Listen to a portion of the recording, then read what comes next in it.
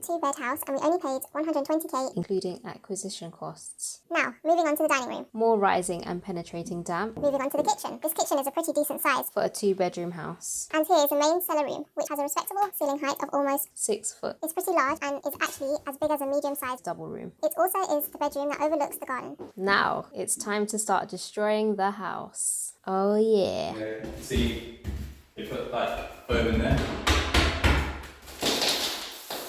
Cardboard.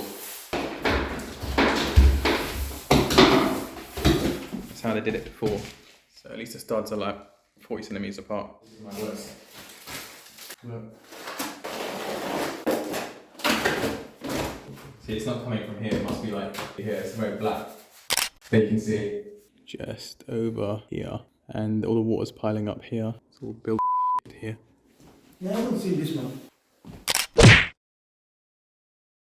Over here, we had the guttering to clean out. The gutter is full with like mud and yeah, this is a new house, another house. Yeah, I'm saying this is not the same house we made. Here the boilers, here. Yeah, that's a newly installed glowworm.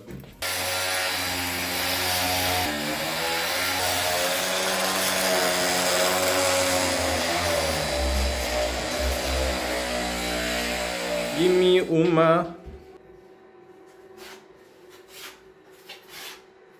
Yeah. Where's Dad? I don't see it. Came like a ghost in the background to kill you. So I filled in the hollow areas before I put the cladding. Some more there. First fill, put in a piece of wood there to screw on the shower hose and strengthen it there. What I could do is cut a piece of the multi-tool. Yeah, and I put it here. That's gonna hold that.